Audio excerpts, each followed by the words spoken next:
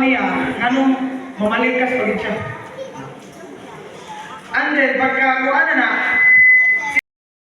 kan kayo ang mga alamutan.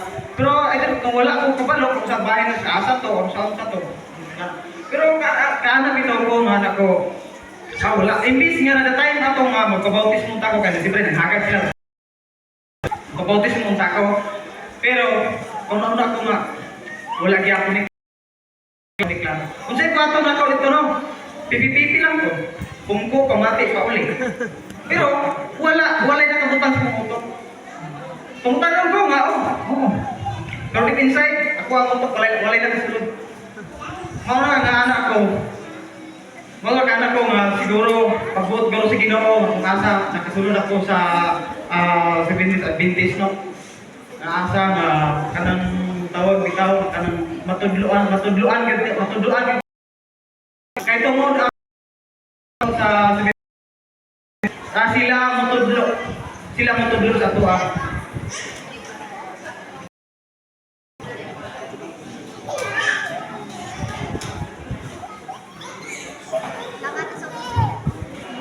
May bago 2018, nagbalik ko sa mga lugar dito sa Malita, Davao Occidental. Sa Malita?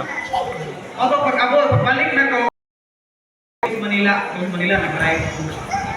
Pero pag nagsakit ko,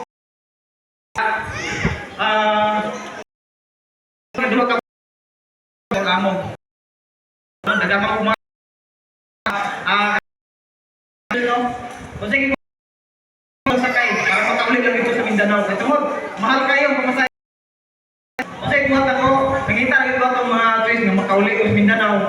Ito mo, atong May 2019, nagkandak sila o pagsangyo dito sa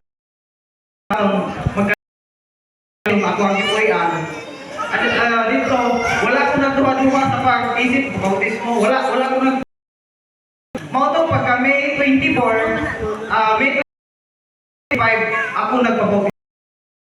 Pag humana ko pabautismo, mga ito, nagana si Pastor na